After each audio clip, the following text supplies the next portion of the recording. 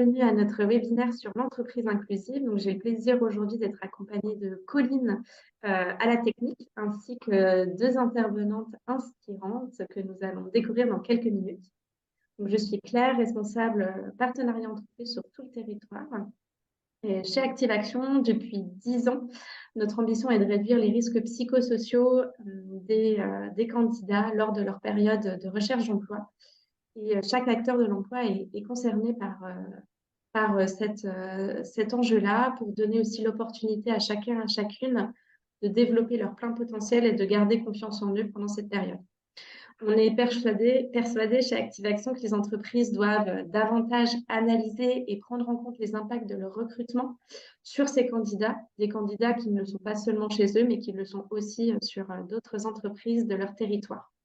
Nous accompagnons des organisations visionnaires et humanistes dans la sensibilisation, la formation et la pérennisation des sujets d'inclusion et de diversité via la fresque de la diversité, en passant par la formation au recrutement inclusif et constructif et au management de la diversité par la posture de facilitateur. Alors moi, j'ai un rêve, ce serait que les entreprises réalisent que les pratiques d'inclusion ont un impact en externe et plus particulièrement sur les personnes en recherche d'emploi. Je ne sais pas si vous saviez que 84% des personnes qui sont candidats à une offre d'emploi estiment que l'inclusion est déterminante pour choisir une entreprise dans laquelle travailler.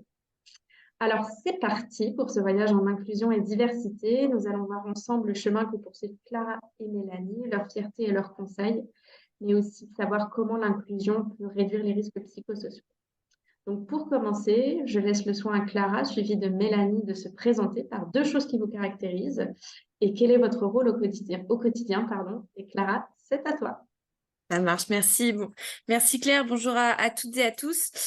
Deux choses qui me caractérisent, moi ça serait la passion du voyage. J'adore voyager et voilà, ça fait partie de grands moments de vie et notamment les voyages qui m'ont le plus marqué, c'est en Mongolie et en Iran.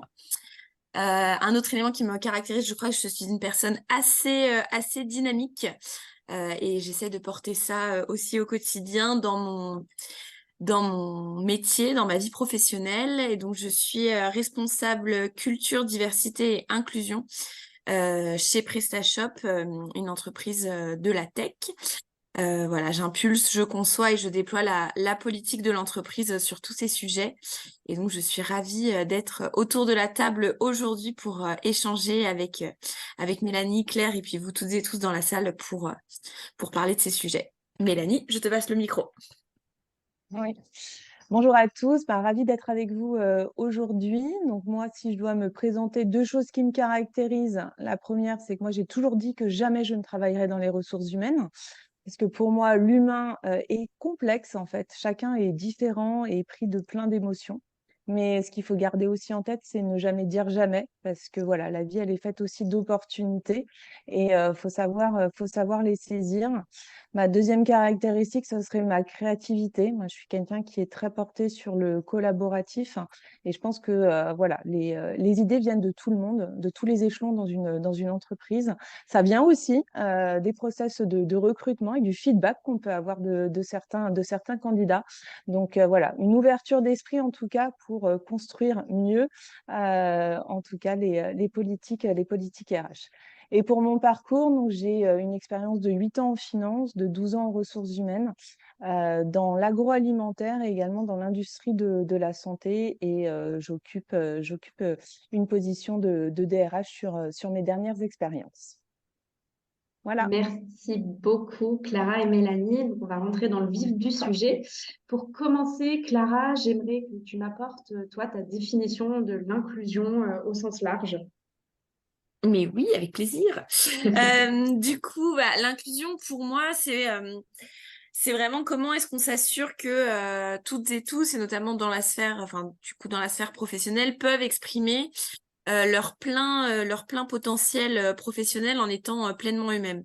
Pour moi, c'est vraiment ça l'enjeu principal de l'inclusion. Une phrase qui est assez utilisée et qui pour moi a du sens, c'est de se dire que dans une entreprise, la diversité, c'est de s'assurer que tout le monde est invité à la fête. On imagine que l'entreprise est une grande fête ou le monde du travail. C'est-à-dire que tout le monde, s'assurer que tout le monde puisse être invité à la fête et ça va passer par, et on va en parler au cours de ce webinaire sur tous les processus de recrutement, les offres d'emploi, etc. Donc s'assurer que tout le monde est invité à la fête. Mais une fois qu'on est dans la fête, s'assurer que tout le monde puisse danser. Si on se dit que le sujet principal de cette soirée, c'est de danser.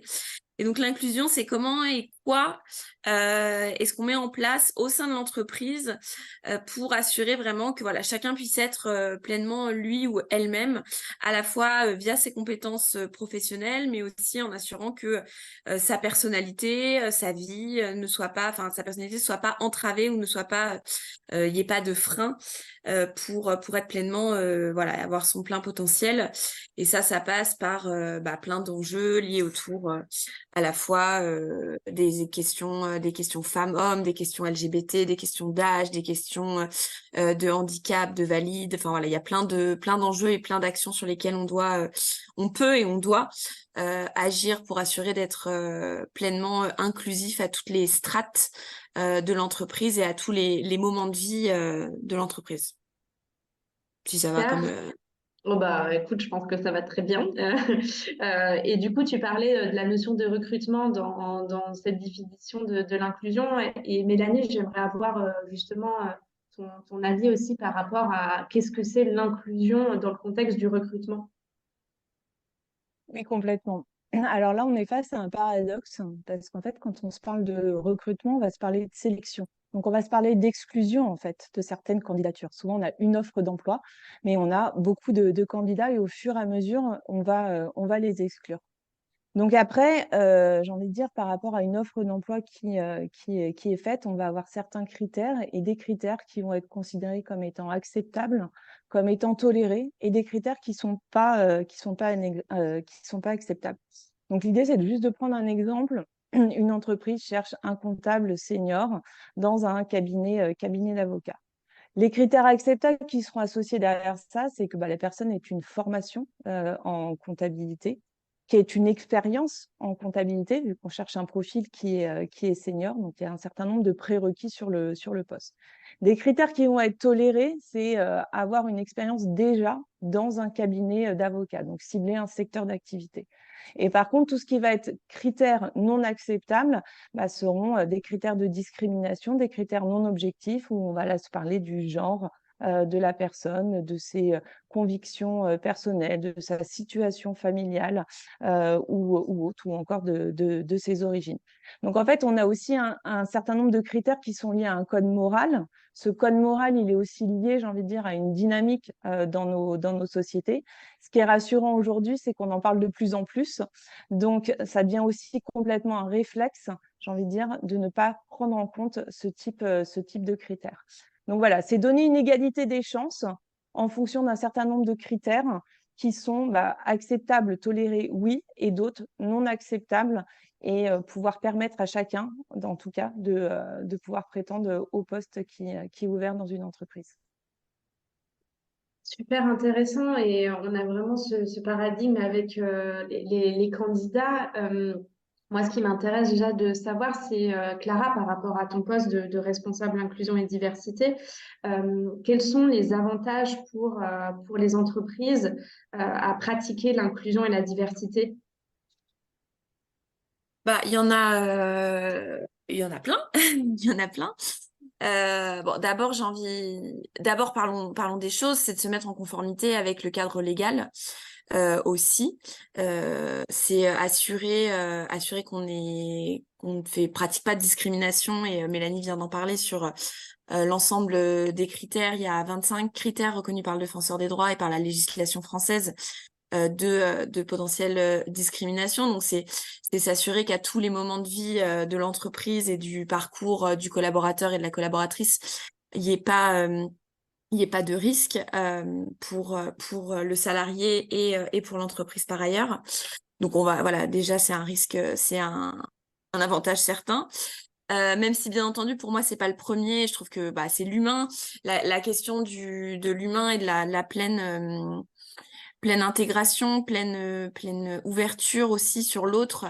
Être une entreprise inclusive, ça permet d'ouvrir les questions d'altérité, de discussion avec l'autre, d'avoir des profils qui se complètent. C'est aussi être dans la de sortir d'une homogénéité potentiellement de parcours et de profils en pouvant accepter pas accepter, c'est pas le bon terme, mais accueillir pleinement l'autre dans toute sa singularité et qui va du coup pouvoir nourrir le collectif par ses apports, par ses ajouts, par ses compétences, et il va pouvoir le faire pleinement, et c'est un peu ce que je disais tout à l'heure, sans se restreindre, en étant vraiment voilà, sa personne pleine et entière. Donc ça, c'est au niveau global. Et après, au niveau si on redescend plus on redescend, dans tous les cas, plus l'humain est important aussi au niveau des équipes.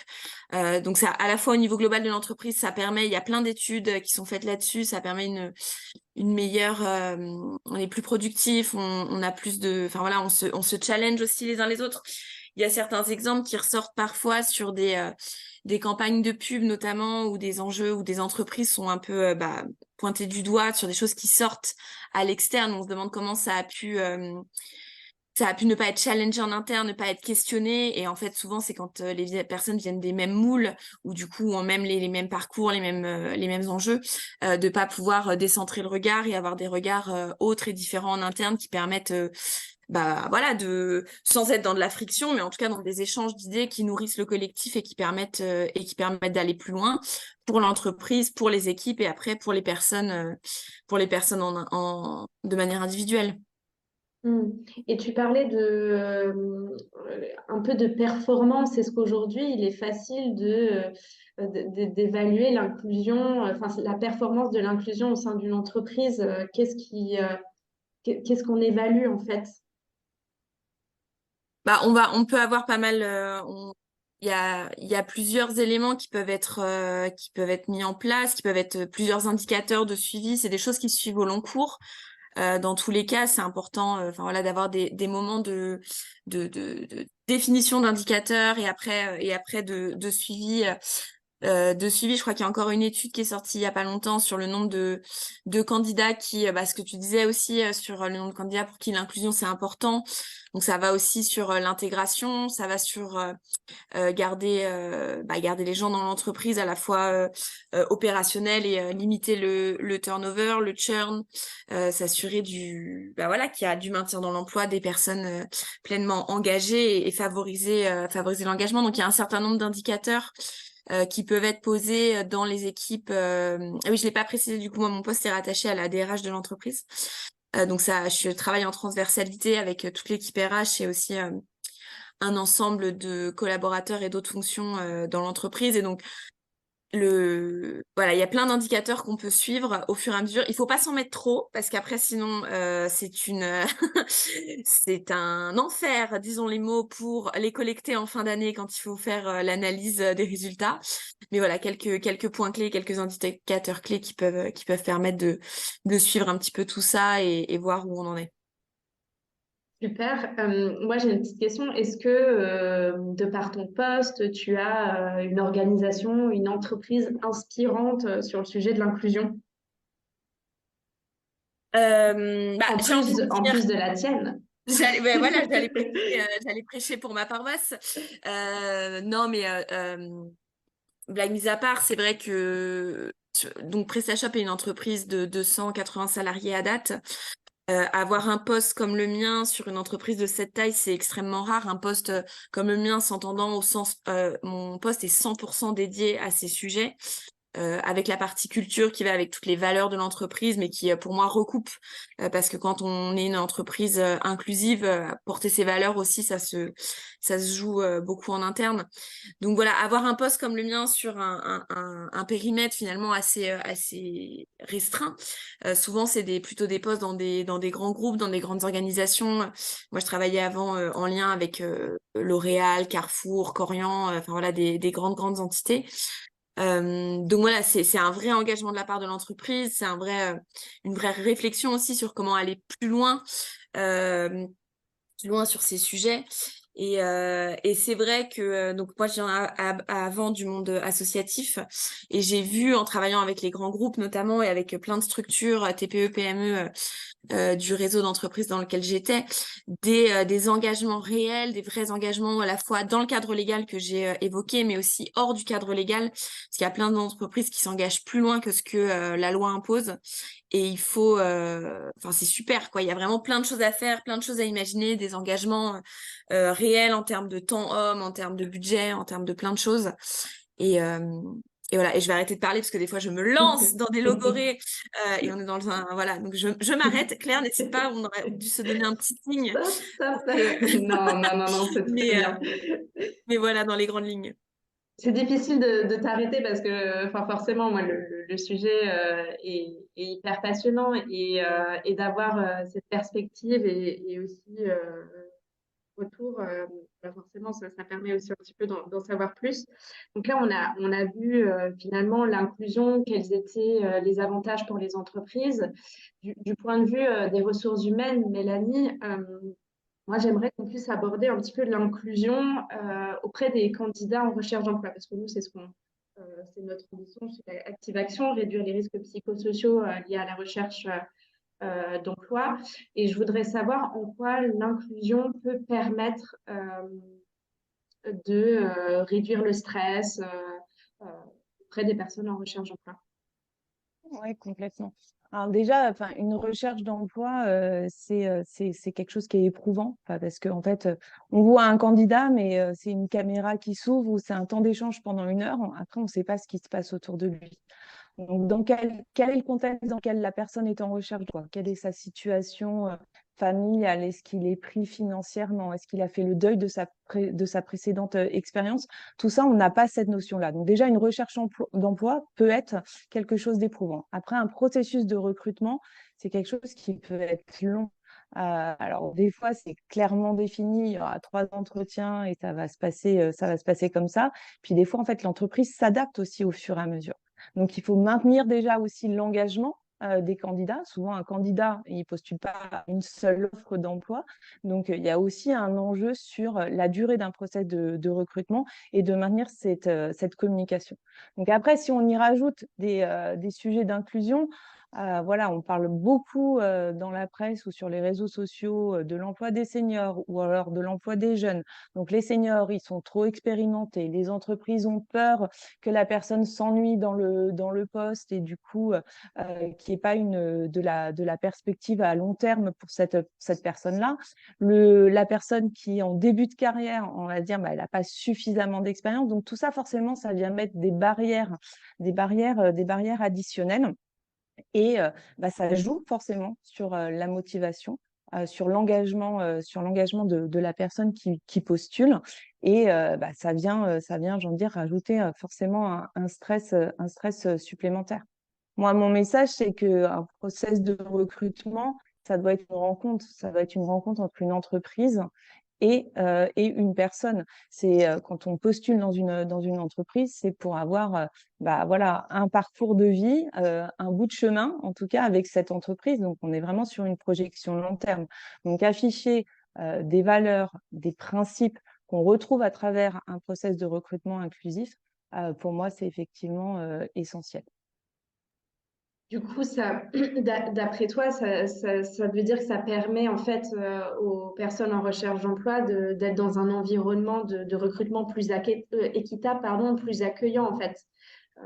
Qui... Complètement et plus sain, c'est-à-dire que enfin les candidats voilà chacun a ses sujets de sensibilité, donc il y a quand même une responsabilité collective derrière le sujet de l'inclusion, parce que là on parle des entreprises, mais on voit bien que la société avance aussi en donnant plus de facilité, plus de possibilités aux entreprises pour être dans l'inclusion. Donc c'est une dynamique qui est vraiment collective.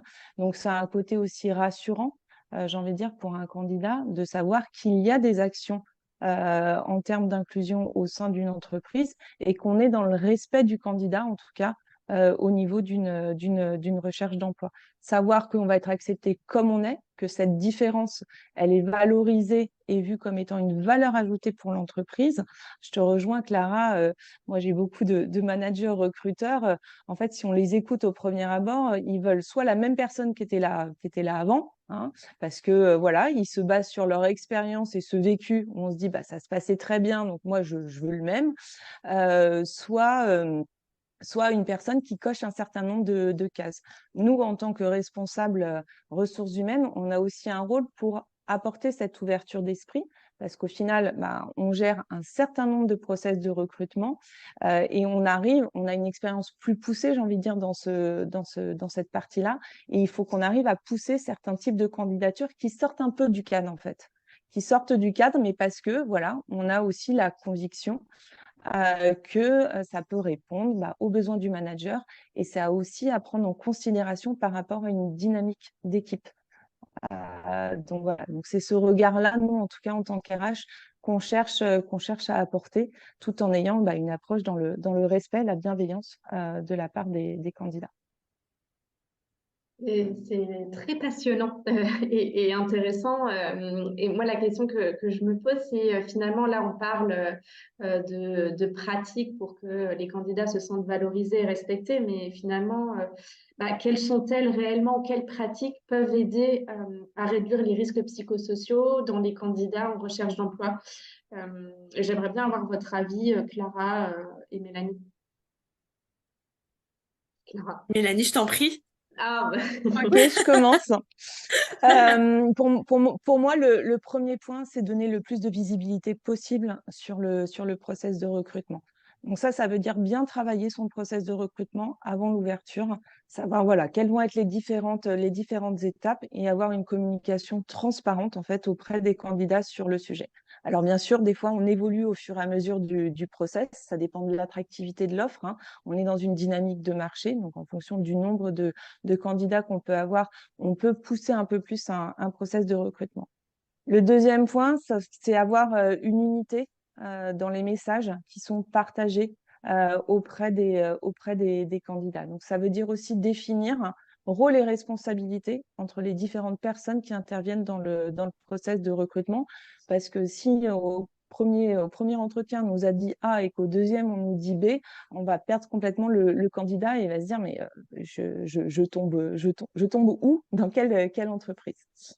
Après, il y a aussi beaucoup d'actions de formation qu'il faut avoir. Tout simplement, même nous, équipe RH, hein, rester dans la dynamique de quelles sont les nouvelles pratiques en termes de recrutement, mais aussi au niveau des communautés managériales. Parce qu'un manager, c'est pas son métier du quotidien. On vient de lui rajouter une casquette supplémentaire, j'ai envie de dire, à son rôle de pilote d'une activité. Donc, c'est aussi lui qu'il ait un process clair sur quel est lui son rôle au sein d'un process de recrutement, qu'est-ce qu'il peut dire, qu'est-ce qu'il ne peut pas dire, et qu'on soit pas non plus dans la répétition, parce que l'idée, c'est aussi d'être efficace, hein, tant d'un point de vue de l'entreprise que du point de vue des candidats. Après, dans la mesure du possible, c'est maintenir au plus possible la communication avec les candidats. C'est un vrai challenge, hein. On voit beaucoup de commentaires sur les réseaux sociaux à propos des process de recrutement. Après, voilà, quand on a une offre d'emploi et qu'on a 200 candidats, et ben effectivement, on ne peut pas être dans l'accompagnement de proximité qu'on souhaiterait être parce qu'on n'est pas nombreux non plus dans les équipes ressources humaines. Mais en tout cas, l'intention, elle est vraiment d'accompagner. Donc moi, c'est vrai que dès que j'ai un candidat qui me renvoie une question, qui me sollicite sur LinkedIn, c'est à minima le renvoyer vers le bon interlocuteur, répondre à ses questions et lui donner de la visibilité sur où on en est sur le process de recrutement.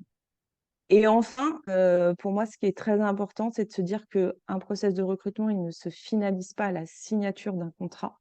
C'est-à-dire que souvent, il y a des candidats qui sont en poste et donc qui sont en train de rompre, qui sont en train de démissionner de leur précédent poste. Et donc, il y a une période, j'ai envie de dire, période de préavis, qui fait que il va pas nous rejoindre tout de suite. Donc, c'est comment est-ce qu'on maintient aussi l'engagement, la motivation du collaborateur et pour lui dire, nous, on est prêts, on t'attend et voilà ce qu'on a prévu pour toi. Et est-ce que tu as encore des questions? Parce que lui aussi peut être toujours dans une phase de doute. Quitter un emploi ou intégrer une nouvelle entreprise, dans tous les cas, c'est une prise de risque. Donc, c'est comment est-ce que justement on est dans un contexte qui permet de mettre de l'apaisement sur ces sujets-là et de maintenir l'engagement de la personne qui va nous rejoindre. Super, merci pour ce témoignage inspirant. Clara, toi, de ton côté, quel Bah, est...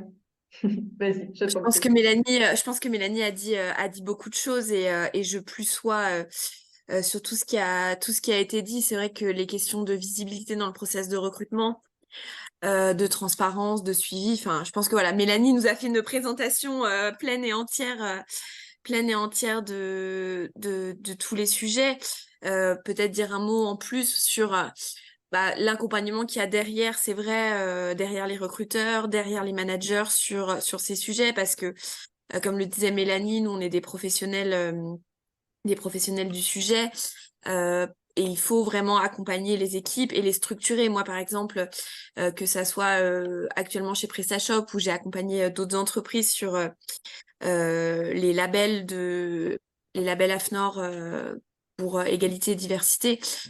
Les premières questions qu'on pose et au moment des audits, c'est vraiment comment est structuré votre processus de recrutement, qu'est-ce que vous avez mis en place, comment est-ce que les entretiens sont menés, est-ce qu'il y a des grilles, est-ce que vous avez des grilles d'entretien, est-ce que vous posez bien les mêmes questions globalement aux candidats aux mêmes étapes du moment pour s'assurer que il n'y ait pas de diminuer au plus les biais.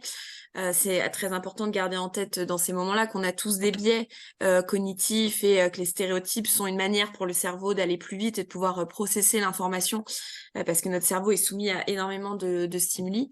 Pour autant, dans nos postes et spécifiquement sur les questions de recrutement, d'en avoir conscience, d'être formé, sensibilisé sur les sujets pour pouvoir après objectiver au maximum les process de recrutement et pouvoir permettre surtout pour les personnes qui sont en phase des retours complets, circonstanciés, si le process avance ou si le process s'arrête.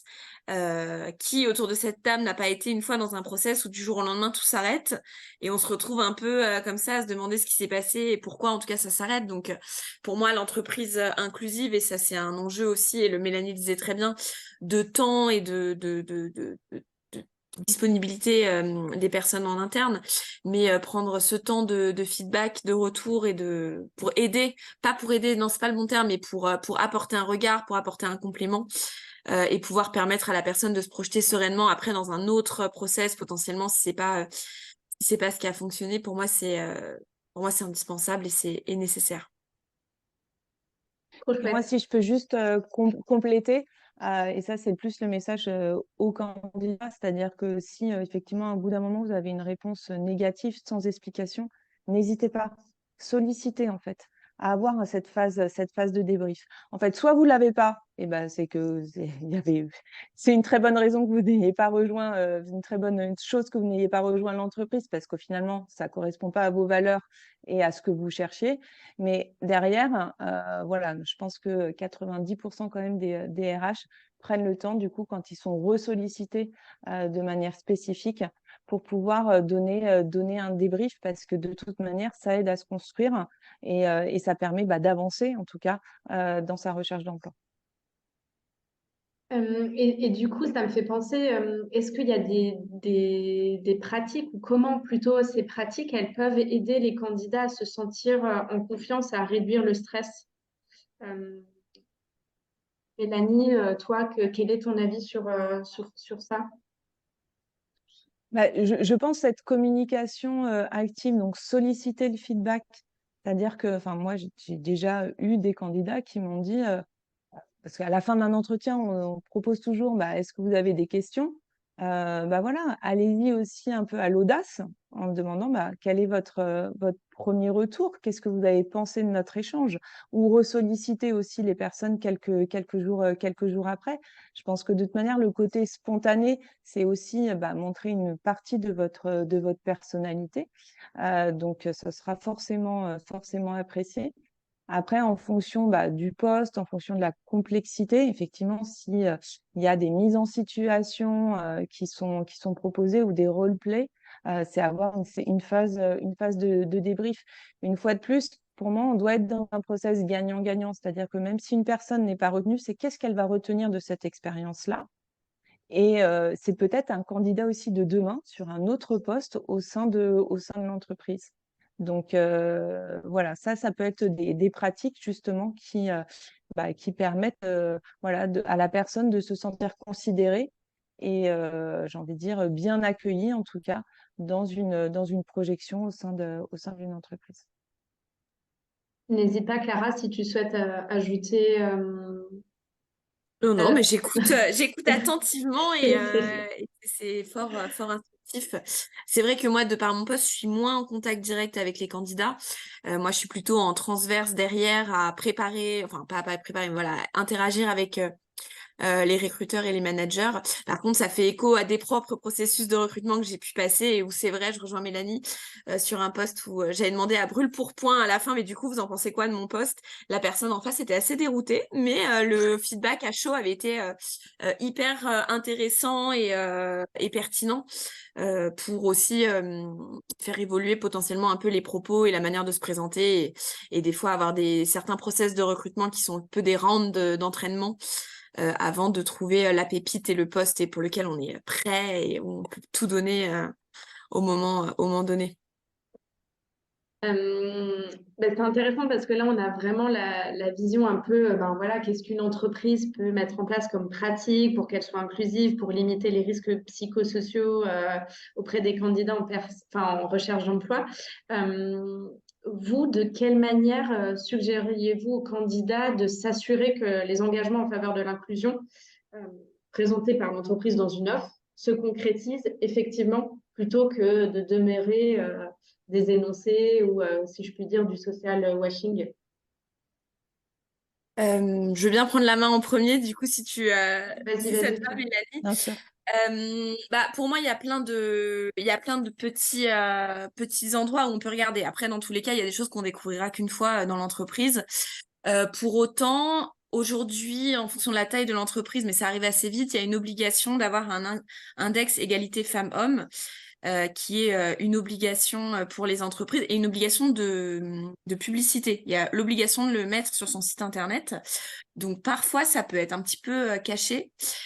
Pour les personnes qui nous écoutent, peut-être qui ne connaîtraient pas l'index, c'est une manière de calcul avec plusieurs items qui permet de scorer l'entreprise entre 0 et 100, 100 étant le score maximal sur là où elle en est entre l'égalité entre les femmes et les hommes au niveau des tops, la répartition femmes-hommes dans les plus hautes rémunérations, dans les promotions, dans les écarts de salaire, enfin un peu tous ces items-là.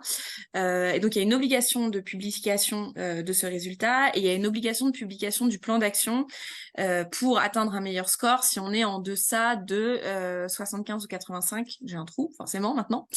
Mais en tout cas, voilà, ça, c'est présent sur les sites internet. Il ne faut pas hésiter à aller le chercher et à préparer dans les questions qu'on peut avoir après en entretien à poser. Voilà, vous avez ce score-là, qu'est-ce que vous pensez faire, vous voulez faire, est-ce que vous avez des gens impliqués sur le sujet, quel est votre plan d'action, comment vous voyez ça?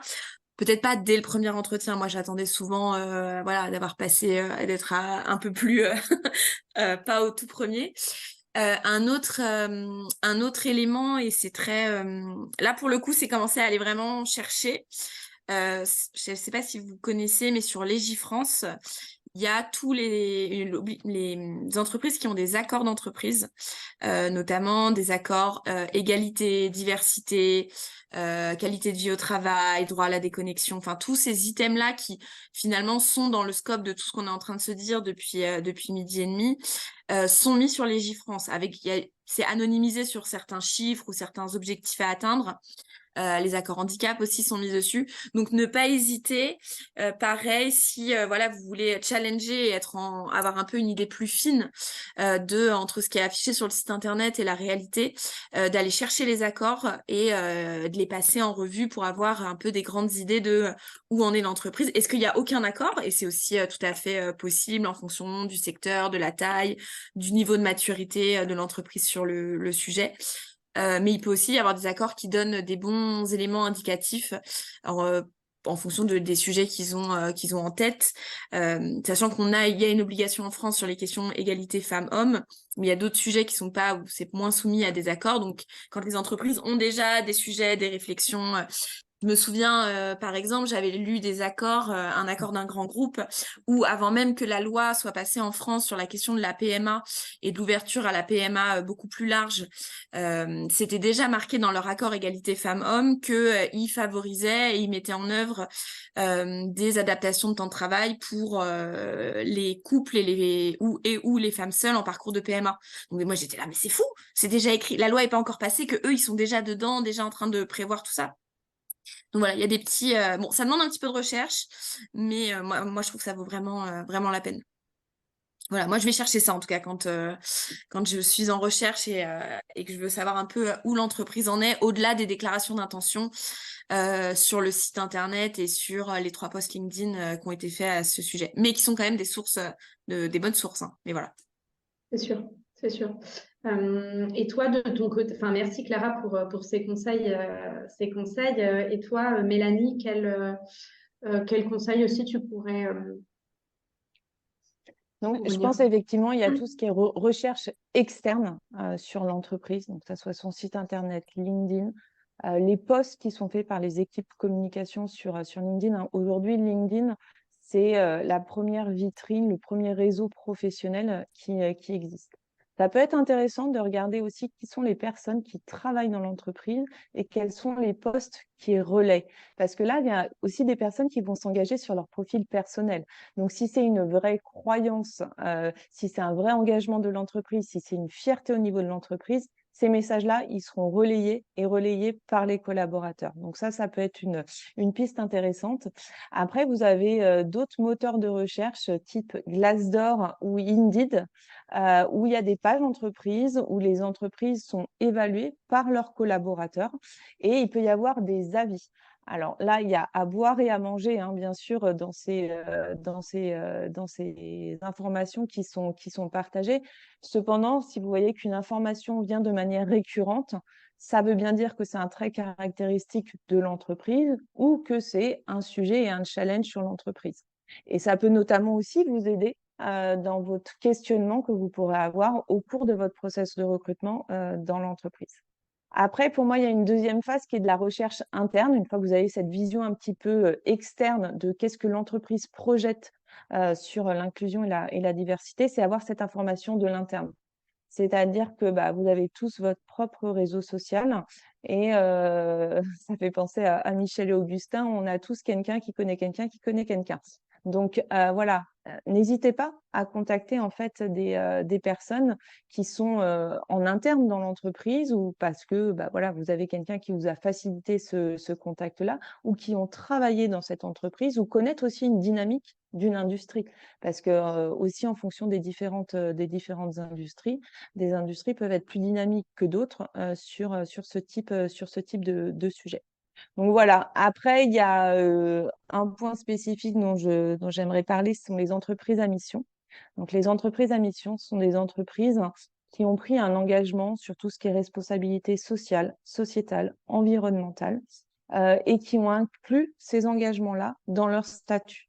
Donc, c'est des entreprises qui sont fortement engagées, qui sont organisées, qui sont certifiées entreprises à mission et donc qui ont nécessairement des plans d'action et des résultats. Et les rapports sont aussi disponibles. Alors attention, c'est quelque chose qui est lourd d'un point de vue des entreprises à mettre en place. Ça demande un vrai engagement. Ça ne veut pas dire que toutes les autres entreprises qui ne sont pas entreprises à mission ne sont pas actives sur ces sujets-là. Mais en tout cas, voilà, regardez aussi les entreprises à mission si effectivement cette notion d'inclusion et diversité est un des éléments fondamentaux de votre recherche d'emploi. Super, merci beaucoup pour vos échanges. Je ne sais pas si on a des questions et je ne crois pas que nous en ayons. Je vais vous poser une dernière question bonus, Mélanie et Clara, et puis on clôturera ce webinaire. Si vous aviez un conseil à donner aux entreprises qui souhaitent agir ou développer encore plus l'inclusion au sein de leur structure, quel serait-il? J'ai envie de dire Euh, continuer. Il y a des débuts d'engagement qui sont faits. Malheureusement, en fait, souvent les entreprises ne prennent pas le sujet inclusion et diversité par le bon bout. C'est-à-dire qu'il faudrait partir d'une stratégie, j'ai envie de dire, générale. Et beaucoup d'entreprises, en fait, parce que c'est une dynamique de marché, donc on fait beaucoup de marques employeurs et on parle beaucoup de l'inclusion et diversité. Donc on prend une somme de petites actions pour en construire une feuille de route, j'ai envie de dire inclusion et diversité. Mais c'est tous ces petits pas-là, c'est ces pas-là qui sont déjà gagnés.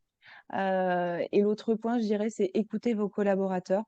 Parce qu'en fait, c'est pas une seule personne qui traite de l'inclusion et la diversité, c'est un collectif et les idées, elles viennent des collaborateurs. Donc, s'il y a quelqu'un qui est passionné d'un sujet, qui veut être acteur sur un sujet, c'est lui donner les moyens.